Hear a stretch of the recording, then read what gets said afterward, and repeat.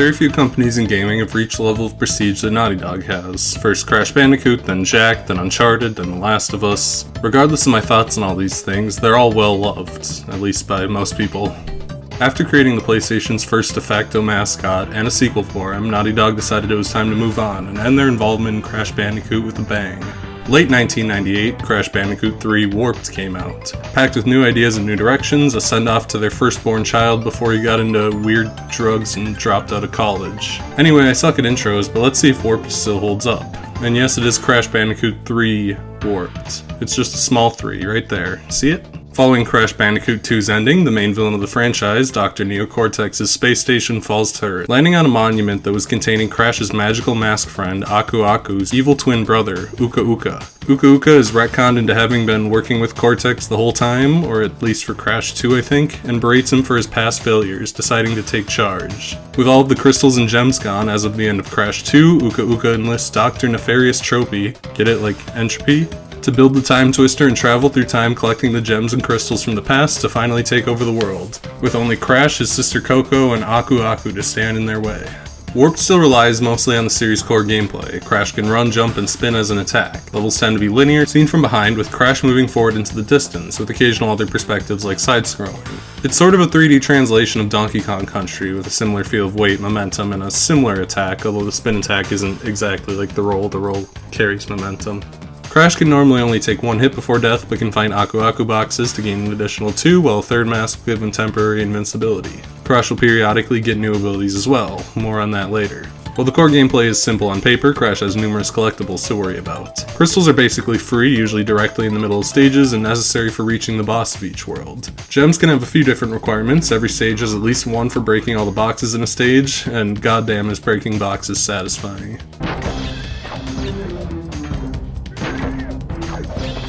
Searching them all out, especially in the bonus areas which have trickier boxes, although the player can't lose lives in bonus areas, meaning they can try them as many times as they need to get them all, is one of my favorite things in the game. Other gems can be found by taking alternate routes, either death routes, opened by reaching a certain point in the stage without dying, or gem routes, unlocked by finding colored gems in certain levels. Finally, there's relics. After clearing a stage for the first time, Crash can participate in time trials, and depending on his speed, he's awarded with a sapphire, gold, or platinum relic.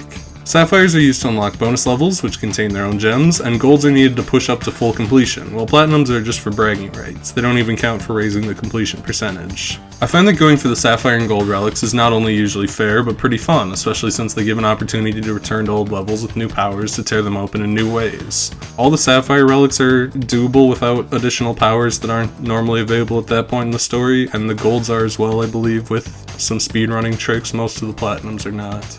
Most of these time trials also have boxes that temporarily pause the timer when broken, buying Crash a little more time to make it into the higher ranks, and adding some routing possibilities. All of this only applies to the platforming levels though, because Warp's biggest change to the formula are the way too many alternate gameplay styles. Of the 32 levels in the game, 15 are non-platforming levels, very nearly half. To put the cart before the horse, these alternate styles tend to be incredibly undercooked. Each gets 2 or 3 levels, 4 at most, and they tend to start out way too simple and end as a gigantic pain in the ass. The underwater levels are also reminiscent of Donkey Kong Country, and much like the water levels in that series, these ones fucking suck. They're slow, Crash is fidgety, turning around sends him flying into the nearest instant death obstacle, and they're just too long. In these swimming levels, Crash can also find the submersible thing, which moves forward by itself and can shoot missiles to remove obstacles, which makes these levels a little better if Crash can avoid getting hit to keep it. The swimming levels are bad. I don't like them, simple as that. Purah levels star Coco, her first level type for her first playable appearance, where she rides on her Tiger Purah along the Great Wall of China during its construction. Purah constantly runs forward, faster if R2 is held, while Coco steers him around obstacles and pits to the end. Getting through these isn't too bad, but the box gems and time trials are frustrating exercises in memorization, with tons of cheap shots and boxes in risky spots. These are okay. Unlike most of the minigames, they do have some crossover gameplay with the normal platforming, as in the skills are transferable, but the length of the levels and the memorization aspects make this almost single-handedly the reason I gave up on reaching all gold relics in the game. Like, I just couldn't be forced to go through all these Great Wall levels. Jet ski levels are Coco's second style. These are the game's open levels. Linear but wide open areas with a dynamic camera that tries its best to stay behind Coco but doesn't always succeed, or even come that close most of the time. While holding X, the jet ski accelerates and Coco needs to navigate through mazes full of explosive bombs and other enemies to reach the end. These ones are okay. While they're certainly different, getting boxes in this style sucks. I think they're fairly fun in time trials, although the low draw distance due to level size and openness, on top of the PS1's technical limitations, definitely cause some issues in the more open areas of these levels, where it's kind of impossible to tell where you're going the first time. The motorcycle levels, featured on the game's cover pretty prominently, are races. Crash races other opponents along a long, mostly straight track, accelerating with X and braking with circle. Crash can hit boosts, and as long as he doesn't let go of X or hit a jump, he can carry this boost as far as he wants, allowing for a surprising amount of routing as long as Crash can remain on the road. This is the best of the alternate styles. Maybe it's still a bit too simplistic, but it's fun enough, save for the last level in this style, which, holy shit, I'll come back to that. Finally is the plane, which is a very basic dogfighting thing. R2 shoots and X does a spin that gives Crash or Coco some invulnerability from enemies, and Crash or Coco need to either destroy things in the area, race, or fight a boss. Enemies are very exploitable in this gameplay style. They're very honorable for whatever reason, and will only shoot Crash head on and when on screen, so Crash can pivot the camera to get rid of them. Shooting feels erratic and inaccurate, plus short-ranged. It's a mostly mediocre gameplay style. I think the sheer abundance and lack of depth in these minigames is what hurts the game more than anything. Again, kinda getting ahead of myself, but nearly half of the game are these, and they're weak at best, especially given how fantastic the platforming gameplay and levels are. I think one of the biggest issue with these segments is the fact that there's like no iteration on the ideas in them. Outside of the very last of the motorcycle and jet ski ones, the jet ski and motorcycle levels are essentially the same between each iteration, like every version of the level is just a slightly longer and more difficult version of the previous. The only one that kind of escapes this trap is the planes, because the planes keep changing things up little by little. I'll kind of cover that as we go through the levels, but there's differing objectives and they mess around with it a little more. It's especially bad in the Great Wall and swimming levels, which don't really have any change between the variations at all, just like longer and more difficult versions of the level. The game looks stunning for the PS1. There are various distinct themes for each level, with the platforming levels having a variety of themes that are all very strong. The draw distance can be a bit tight in the mini-game levels, not an issue in the main levels at all, but the colors and personality are just top-notch. The animations are absolutely amazing. From what I've read, this Crash had the most animations of any character in a game up to that point. Crash is just so damn expressive. He makes so many goofy faces and has a bunch of little idols. Most enemies and obstacles give him some kind of unique death animation. He's incredibly expressive, as are the game's many enemies and bosses, who all have their own little goofy animations and patterns and things. The music is also incredible. The catchy title theme never gets old. There's a great little theme for each stage theme, bouncy instruments. Even the small amount of voice acting is really well done. Easily the best looking PS1 game as far as I'm concerned. Maybe there's an RPG that looks slightly better. I mean, there's like Final Fantasy 8 and 9, which look pretty good, but I don't know. This is kind of like the best looking one. I won't go too crazy in depth talking about the game because it's not actually that long and the level themes are kind of more what matters. Like, you can get a more general idea of what a level's going to be like from its theme than talking about what's in it. World 1's hub has a medieval theme, although this doesn't actually affect what levels are in it, as far as I can tell. Toad Village, the first stage, is a medieval-themed platformer stage. The layout is very basic, just there to help tutorialize all the basic functions, boxes, jumping, bonus areas, and so on. At this point, the medieval theme only has 3 enemies, frogs that hop back and forth in lines unless Crash is close, where they'll leap at him, and if they catch him, they'll kiss him, and like the Prince and the Frog story, the frogs will turn into a human. It's very cute. There are goats that walk back and forth and charge Crash when they see him, and knights who spin their sword 360 degrees before getting worn out and resting. While it's nothing special, the simple layout and variety of enemies and obstacles is a better tutorial to the game than any amount of text boxes could have been. A good first level is underrated as a teaching tool. First walking around with boxes in a safe area, then a safe jump over a simple log, then enemies are introduced, and slightly building on the challenge up to the end, to teach the player everything they need to know. The player will be immediately drawn to the boxes because of how satisfying they are to break and realizing that they grant extra lives, and the big box counter in front of the level end gate will teach them that destroying them all is important in some way, even if they don't know how yet. In general, medieval levels tend to be very straightforward and linear, which is fine as far as I'm concerned, because I appreciate going back to the basics for at least one theme. The other ones are a little more varied and wild. Under Pressure is the second level, and the first water level. There's mines that kind of follow Crash, sharks that swim back and forth, eels that come out of the walls. You swim to the end and use the vehicle thing. It's not very good or interesting. Water levels are hard to talk about because nothing much goes on. They're very slow, repetitive. They only have a couple enemy types. They're just clunky and not good. Orient Express is the first Great Wall of China stage, starring Coco riding on Pura. The stage is fairly basic, but getting all the boxes is difficult because the stage moves relatively quickly even at regular speed. These Oriental levels have many enemies, most of whom are stationary and only a few bear mentioning, mainly trapdoor guys who launch Coco, making them beneficial for getting boxes sometimes, and other times they're obstacles, and dragons who cross the stage in various patterns to block the path. These Great Wall stages don't change much, just becoming more cluttered as they progress through the game. This is basically the most tolerable that this level theme gets. Boneyard is the first Jurassic theme, my favorite of the platforming themes, aesthetically anyway. Boneyard brings a gimmick back from prior games that I'm not a fan of, chases. Chases change the direction Crash runs, moving towards the screen away from a large enemy, in this case a Triceratops. The spectacle is good and it's impressive for the console it's on, but Crash is usually so good about giving the player room to see ahead and plan, that when the perspective shifts and just cuts all the visible screen down to maybe a fifth of what it normally gives, it completely changes the gameplay into a game that's more focused on memorizing and quick reactions as opposed to planning ahead. I'm not a fan of these chase sequences at all. They're very silly and memorizing and just tedious. There's lava and small steam vents everywhere, as well as pterodactyls that perch on logs and lab assistants that hide in the water and leap out at Crash. Much later, after Crash gets the red gem, he can return to the Boneyard to do a more difficult chase sequence for another gem. The Boneyard is a decent level. The Jurassic levels have such great theming. I really like the whole prehistoric jungle thing and the dinosaurs, but the chases can just be so frustrating. They're just reliant on blind jumps and prediction, and I'm not a fan of that. The last level of the first world is Making Waves, and yes, over half of this world is not platforming because this is the first jet ski level. There are bombs to avoid, pirate ships shooting cannonballs, and sharks that patrol small areas, alongside a few more uncommon enemies. The layout in this jet ski stage is very straightforward. Like I said earlier, it's good in the relics, but given how slippery and awkward the jet ski is, the box gem is the real challenge here, just trying to navigate tight squeezes to get the boxes. It's passable, but these jet ski stages just get worse and worse from here. The world ends on the first boss, Tiny Tiger, in a Roman gladiator themed stage. It's a cute theme and I wish it showed up somewhere else. Tiny jumps at Crash multiple times before getting his trident stuck, allowing Crash to hit him. Between hits, Tiny unleashes waves of lions that Crash needs to avoid, but they have a dead zone that Crash can hang out in at the top left of the screen to avoid them for no effort. Even playing without the cheese strategy, Tiny is a very easy boss. Beating Tiny gives Crash the Super Body Slam, or Power First I guess. The Super Body Slam is almost exclusively used to smash reinforced crates about 6 times in the game. The ability is so rarely useful, it's hardly worth mentioning because its use case is so incredibly limited.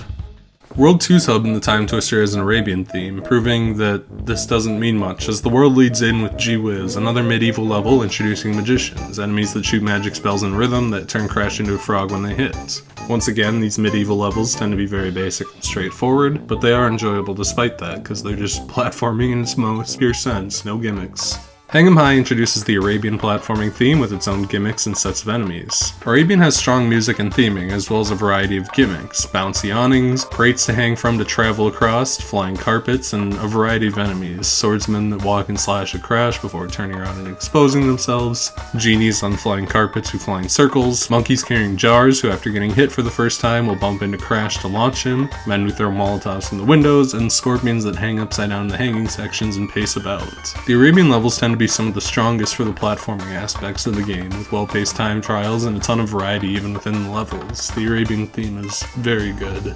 Hog Ride begins the motorcycle levels. This one takes place during the day and has the common elements that appear in all the motorcycle levels: parked police cars, construction barriers, and pits to swerve around. The other racers are pretty aggressive and attempt to run Crash off the road, and I think their cars are really funny. They have like 1950s Oldsmobile racing cars. I don't know why that amuses me, but the first motorcycle race is pretty straightforward. There's nothing like overly complex about the track.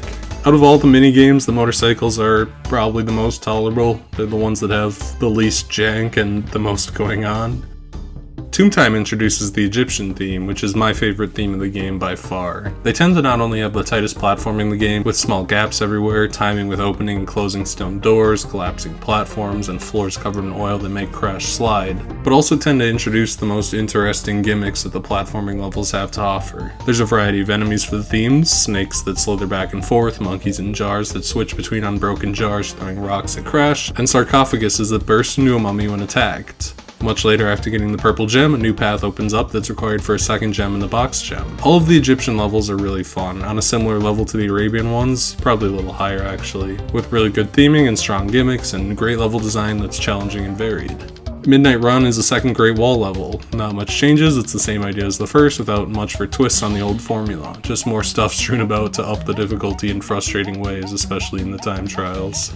The Dingodile boss fight takes Crash to the Ice Age. Dingodile starts each round by launching fireballs into the air, and Crash needs to position himself between the shadows to avoid the attacks before Dingodile aims the flamethrower at Crash and shoots. By dodging the attack, Crash will let Dingodile smash his own crystal barrier, allowing him to move in for a hit.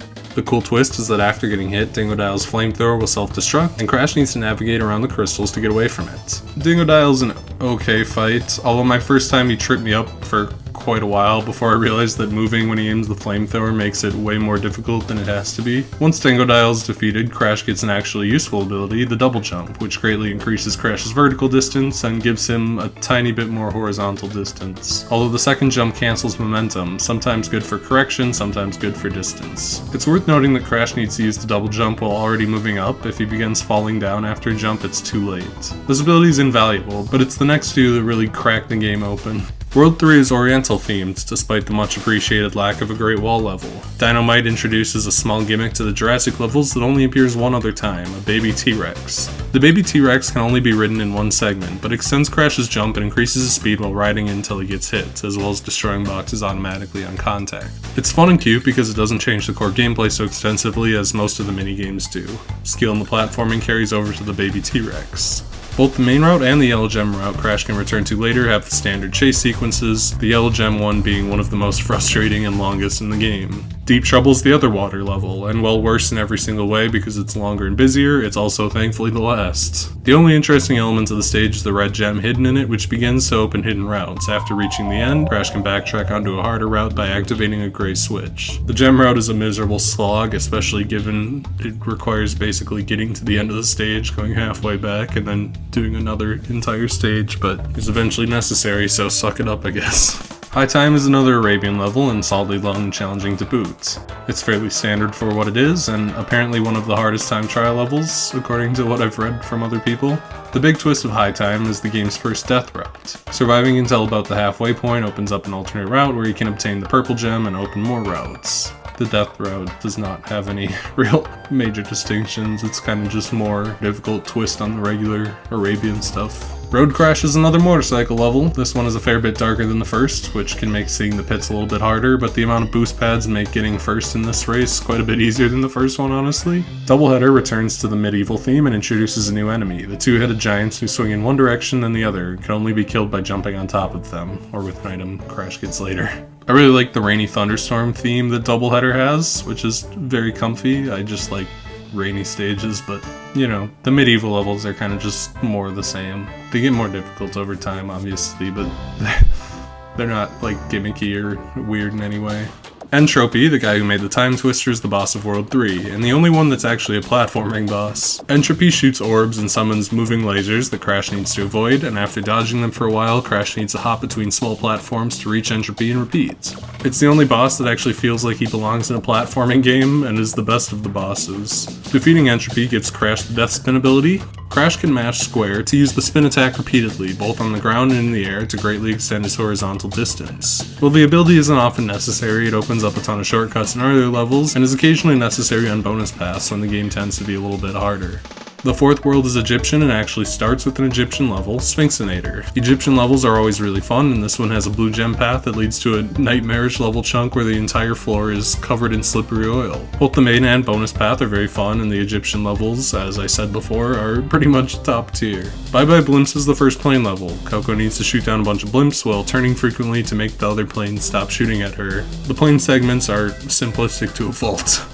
Tell No Tales follows with another jet ski level, back to back with the planes. There's nothing special here at all, it's a very basic jet ski level. Future Frenzy is the first future level. Future levels tend to have many 2D sections, as well as an array of new obstacles and enemies. UFO enemies that shoot lasers or patrol an area, weird floating blob things, whatever these are. Spike shells that switch between instant death spikes are being closed, which makes them open for attack, as well as moving lasers everywhere. The 2D sections have reflections in the mirror, which is a really neat touch. It's not used for anything, like there's no puzzles involving the mirrors, it's just like a cute thing. The future levels tend to be okay. The 2D sections are a really nice change of pace from all the other stuff, which is mostly the 3D gameplay, but I think they're a little weaker than the Egyptian or Arabian themes in general.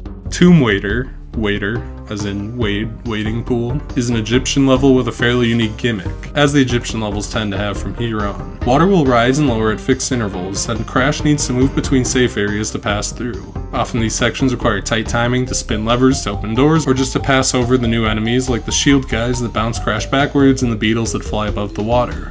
Using the Death Tornado, Crash can make some risky jumps to take a couple shortcuts and get through everything a little faster. There's also a death route towards the blue gem. The boss of World 4 is N-Jin, like engine, and is Coco's only boss. While in a spaceship, the gameplay is the same as the plane sections. N-Jin uses a giant robot and spams projectiles that Coco needs to either dodge or shoot while breaking all the yellow parts on the robot.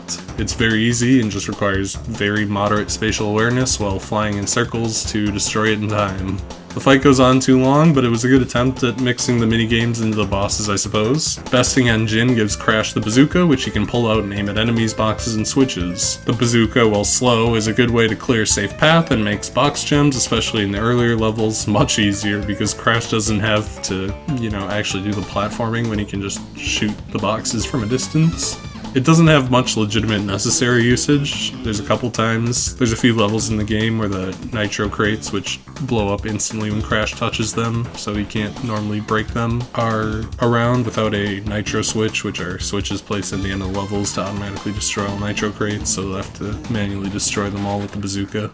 World 5 Future actually starts with a future-themed level. Good on them. Gone Tomorrow. Honestly, heavy use of the bazooka kind of trivializes this level, but to get the box gem, Crash will not only need to take the green gem path, but leave certain crates in the level intact for a box switch on the green gem path that gives him access to a few extra boxes that he couldn't otherwise get. It's a cool idea to make the player think about what they're destroying and figure out what needs to be left behind, although it's really the only time the game asks the player to do this. Orange Asphalt is yet another motorcycle level. The sunset vibe of the level is nice and police cars can now move back and forth, but there isn't much new here. The fate of all these minigame levels, it seems, is shallowness. Flaming Passion is another Arabian level, and as the title implies, there's a lot of Molotov throwing men. Crash can now dispatch them with his bazooka if he doesn't mind taking his time, which makes this a lot easier in every mode except for time trials. This is one of the stages where there's no nitro switch crate, so to detonate all the nitros, Crash has to manually destroy them all with the bazooka. Again, this stage has a death route, this one for the green gem, which puts Crash back on the main route instead of exiting, allowing him to potentially get the box gem and the death route gem in the same run if he doesn't mind backtracking. Mad Bombers is more planes. The targets here, instead of giant blimps that don't move, are giant bombers that fly in small circles and are a little more complex to deal with, as their weak points, their propellers, are smaller targets, plus they move. It's effectively the same as the first, it's not much more interesting. I guess it's a little bit more interesting. Bug Light, unlike the last Egyptian level, has a questionable gimmick. The level is pitch black in interior areas, only illuminated lightly by fireflies that spin around Crash for a short period of time after he touches them. If he doesn't move quick enough, he'll be dropped into pitch darkness. In time trials, I find this pretty fun, but it makes the box gem a pain. It's also worth noting that the fireflies, while they do illuminate the path somewhat, can still be a little bit dim for actually seeing what's ahead. Being the last non-bonus level, the stage ends in a big bang by giving Crash 3 masks on top of each other for an invincibility rampage. The stage is a bit too dark even with the flies, which cause some slight visibility issues, but it's not too bad. It also has the game's multicolored gem route, a long alternate path where Crash needs every colored gem to advance, with small platforming segments between each. Neocortex is of course the final boss. I didn't bring it up earlier, but bosses in this game can go on a touch too long. Crash can't bring Aku Aku to fights, and while bosses only take 3 hits, their patterns can drag on quite a bit. Neocortex really shows this off with long cycles, cheap deaths for lots of resetting, and a short vulnerability window that can cause cycles to repeat over and over and over. In each phase of the fight, Cortex will shoot his gun 3 times, then throw down 5 mines, all the while Aku Aku and Uka Uka fight as a secondary obstacle. In round 1, they shoot a laser between them that stretches across the stage while they spin. In round 2, they spin in a big flurry that travels in a figure 8 around the room, and round 3 has the pair meet at Crash's location and make an explosion. Sometimes the mine throws can feel a little cheap, like Cortex just tosses it right on top of Crash, but learning the patterns makes it pretty easy after a couple goes. The reward for defeating Cortex? Getting told to go find all 44 gems to stop Cortex for real. Maybe I should retire to a nice big beach with a nice big drink and a woman with nice big bags of eyes for my head. It's not over, Bandicoot. There are still the gems. We still have a chance to triumph. I'm kinda kidding, that's not the only reward for first completion of the Cortex fight. Crash also gets the Crash Dash ability, which is a run that he can perform by holding R2. This is pretty much necessary for getting good ranks in the time trials. Besides that, it's kind of fun to just be able to move more quickly in general. As you can tell, it's just like generally an incredibly useful power. To get all the gems, not only will Crash have to get all the box gems, but all the alternate route gems, all the bonus gems, and the hidden gems. So we'll talk about all the extra levels real quick. The bonus world Neo Core system has unlock requirements for every level, 5 relics for each level for a total of 25, only giving a little leeway on the chosen relics. The player has the opportunity to use the relics from earlier in this world to get 2 relics if there's levels they really don't want to do in the main system. The levels in the Neo Core system tend to be more difficult and gimmicky than the ones in the main world. Starting off on a bad foot, we get Ski Crazed, another jet ski one. This one is unabashedly littered with bombs and nitro crates at every inch. I'd normally love the sunset theming, but the draw distance and the semi-reflective water cause incredibly poor visibility in this stage. It looks like a fucking mess half the time. Next is Hang 'em High's alternate entrance. The stage doesn't have its own time trials, being an alternate entrance to a prior level, and is a straightforward and fairly difficult gauntlet along flying carpets and bouncy awnings. Good level and a little chill since there's no relic to deal with, assuming you've already gotten the one from Hang 'em High. You can't start it from this entrance anyway, so. Area 51 is the game's worst level. This horrible nightmare of a motorcycle level is almost entirely black. The layout isn't that complex, although they have added cars that drive at the player, but memorizing it without any ability to see is the name of the awful game. The racers are fast UFOs that jerk around seemingly randomly to launch Crash off the stage at every given opportunity, and near perfection is required on every blind turn and over every blind jump. Just getting first place took me over 2 hours, probably nearly 3. It feels like someone joked about making a pitch black racing level and was too embarrassed to say it was a joke when it was approved. The stage is sociopathic. Whoever made it very likely tortures small animals. If you actually like this level, you should probably ask your doctor to adjust your medicine because clearly they are not working as they're intended to. Next is Future Frenzy's second entrance, which itself is more the same for future levels, a little more difficult than usual, but is also necessary for the box gem, although it requires a whole lot of backtracking along the main route to complete. Finally is Rings of Power, a plain racing level. Going through the rings Superman 64 style gives Crash a boost, even more boost if he spins while going through. The race is extremely easy. I somehow managed to overtake the whole group before the second loop on the figure 8 shaped track. While there are nitro boxes hanging from some balloons in the way, just holding shoot at all times makes them a non-issue. I don't think I hit one once. I got first place using maybe 3 or 4 super boosts. It's incredibly easy for no reason. The whole world is a bit limp given that there's no truly new platforming levels, just a lot more vehicle stuff and a couple short little alternate entrances. All the time spent getting relics just for this. The final 2 levels in the game are hidden levels found within other levels. Hot Cocoa is a jet ski level found by running into the alien sign on Road Crash. Hot Cocoa is pretty unique. Cocoa starts near the ending, but needs to find the nitro switch crate to destroy the nitro crates surrounding it. The level is laid out as a large ring, and the challenge is actually locating the switch, which the draw distance does not help. Most of the level is superfluous outside of doing the box gem, which is easily the game's most aggravating box gem because Cocoa cannot see and there are boxes just scattered all over. In the US version of Warped, the time trial data accidentally carries over from Road Crash, which makes the platinum relic on this stage effectively free. The time is supposed to be like 27 seconds for the Platinum Relic or something, probably even less than that. And because it carries over from Road Crash, it's like 2.5 minutes. It's fucking so easy. The true final level is Agapeus Rex, found by getting grabbed by a pterodactyl on Dynamite's yellow gem route. This specific one right here. Agapeus Rex has no crates. Crash just needs to ride the baby T-Rex to the end while dodging obstacles. Again, the time trial glitch carries over Dynamite's time trial times, making the race very easy, which is fixed in the PAL and Japanese versions for both stages. Once all the gems are collected, Crash gets to refight Cortex. The fight is entirely unchanged, but leads to the true ending. Cortex, Entropy, and Uka Uka are sent back to the Stone Age as babies. Cortex and Entropy fight over the mask, while Aku Aku says we won't see them for a long, long time. It's a pretty funny ending in itself, and even funnier that they actually went through with following up on it much later when Crash 4 would be released in 2020. Furthermore, if Crash has gold relics on all 30 levels, obviously not counting the alternate entrance stages, he can speak to Coco for the secret 45th gem and the final push to 105%. I got 104%. I really wanted to get the golds, but the sheer amount of vehicle levels, especially the Great Wall of China ones, just completely turned me off from trying. In most of the platform levels, I had a gold, and I had sapphires in every level, but the vehicle levels are just so tedious and just come down to memorization. I just couldn't bring myself to push through golds on the fucking Great Walls and jet skis. This isn't really relevant, but Crash is kind of like the anti-Kirby in Japan. I'm sorry, I didn't know where else to put this. He's stupid popular over there, but they thought that he was too serious in the American art. So like the US gives Kirby angry eyes, Japan turns Crash into an even bigger goofball in their covers.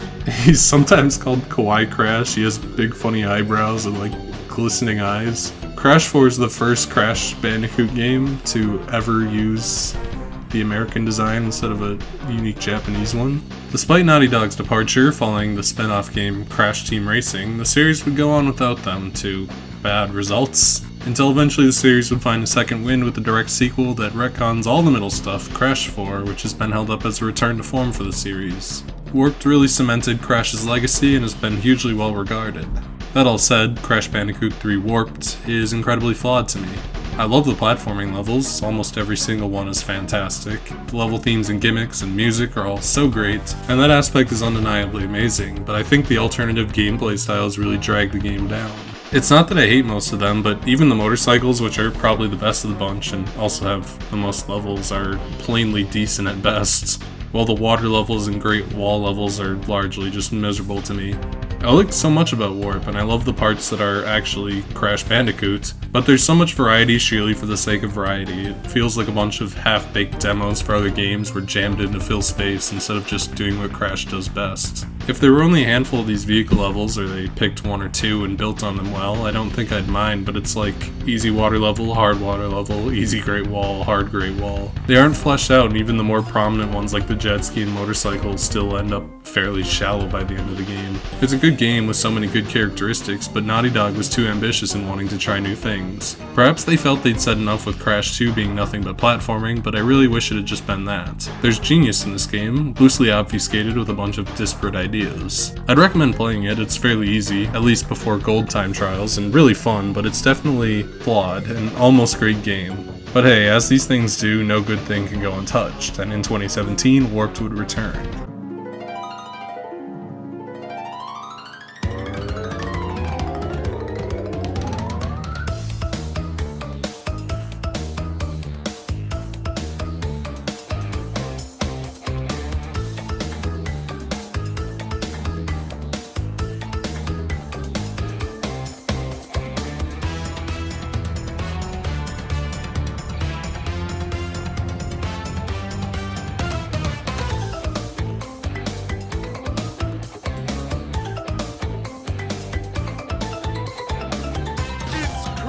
Bandicoot 4! In 2017, the Crash Bandicoot Sane Trilogy would launch, a ground-up remake of the first 3 games in the series, including, of course, Crash Bandicoot 3 Warped. Developed by Toys for Bob and Vicarious Visions, despite using no old code, it has been acclaimed for its accuracy and modernization of the original trilogy. While largely the same, there's still a bit to go into for Crash's big revival. Originally on PS4, the console I'm playing it on, it would later reach the Xbox One, PC, and Switch. My brother has told me the Switch version is pretty good, although it has some lessened lighting and reflection effects.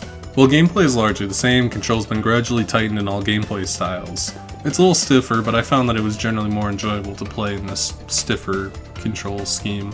While it doesn't affect Crash all that much, he feels almost entirely the same, at least in the platforming levels, where the difference is incredibly slight, and I'm not sure if my increased jumping precision was due to the tighter controls or just me having already played the PS1 game a day beforehand. But where the new control really shines is the vehicle missions. The motorcycle turns more smoothly and feels less harsh cornering, and the jet ski controls like an actual vehicle instead of a slippery mess.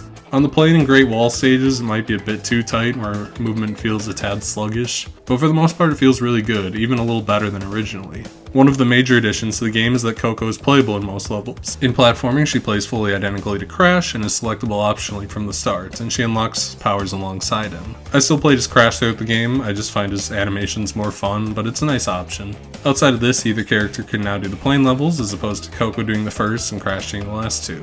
While minor, there are a few changes I noticed outside of things covered in general control. The time trial times for the secret levels have obviously been corrected, as they had been in Japan and Europe. As I mentioned, control changes make most of the vehicle levels a touch easier inherently, save for maybe the underwater and Great Wall themes, which are a touch more difficult, I felt, although the Great Wall stages also feel a little bit slower in general. Meanwhile, the camera in the jet ski stages has been much improved and actually stays behind Coco. The Jurassic levels make great use of the new lighting effects, giving Crash an indication of upcoming lava during chases by illuminating the ground with red, which makes them much less prediction reliant. The exploit in Tiny Tiger's fight has been fixed. Crash can no longer hang out at the top left to dodge all the lions. In Bug Light, the fireflies are much more illuminative, which helps with visibility.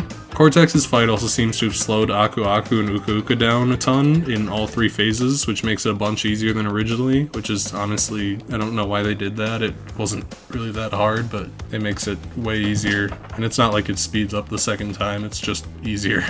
Area 51 seems to be much easier as well. Even knowing the course, I went from getting it in 3 hours to getting it first try. I'm not sure if the UFOs were slowed down. It seems like they have been a little bit. They seemed much less aggressive and a little bit slower. But the much improved visibility is probably the biggest factor, like you can actually see what's coming up. Oddly, Rings of Power is the inverse. While not nearly as bad as the PS1 version of Area 51, the stage is significantly different. Crash seems to lose more control while he's boosting, the boosts seem a little bit shorter, and the AI actually puts up a fight. I went from getting it in my first try to, like, my 20th. It makes the level much more engaging, I suppose. It's pretty safe to say not a whole lot has changed, but I do think that the control is better in this version for the most part, especially in the vehicle sections. Oh, and there's also achievements for those who care. None of them are particularly interesting. The only challenging one is getting the 45th gem, which obviously requires getting all the relics and stuff. Visually, the game is really great too. The wonderful animations of the original return with amazing new visuals, lighting effects, and even brand new animations mixed in. Not only new idle animations for Crash, but a whole set for playable Coco. The already lovely stage themes have increased detail, wonderful effects, and the game looks generally fantastic.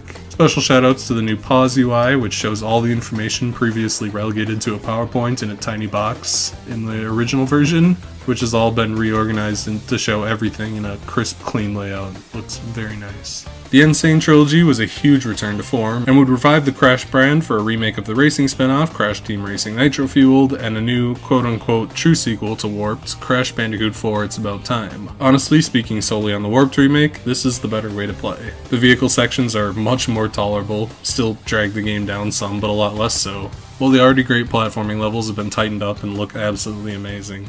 Both versions are great, but have the same pitfalls. Playing either is a good time, but in the end, they're kind of like half a great game and half a tolerable game. It'd be so much better if this was just a straightforward Crash Bandicoot game.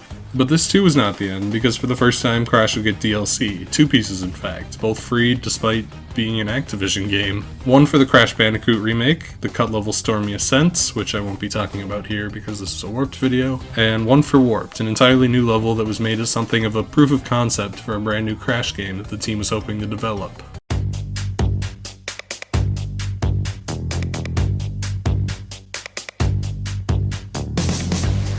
Future Tense is a one-off new level for Warped, using the future theme as the name implies. It's the toughest challenge in the game by far, downright brutal and packed with creativity.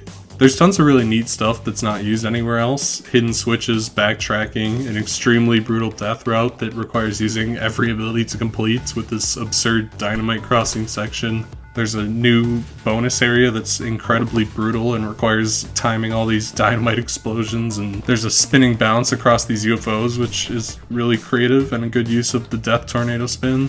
There's even a box that can only be seen in a reflection in the mirror, and to break it, Crash will need to launch an enemy backwards at the screen. It shows a lot of ingenuity and creativity, and it's very well designed, especially given that they were working with the future theme and basically kind of repurposing things that were already in it. It's brutal, perhaps a bit too brutal. I struggled a lot, but it's a great end cap to the game. Like, it's better than the mostly gimmicky bonus worlds and secret levels to have an actual, like, incredibly difficult platforming challenge. Besides that, it's free, so there's no harm in trying it, and it's nothing but platforming, which is exactly what I wanted. It was probably a tiny bit more difficult than I'd have made it, but for Crash veterans, who I assume it was aimed at, and as, you know, someone who's completed the game twice in a row in, like, the span of a week, it's a bonus, so like I'm not going to complain about it. It's all in all pretty cool little DLC thing. That's the end of Crash Bandicoot 3 Warped. Next time I will be doing Donkey Kong Land. So subscribe,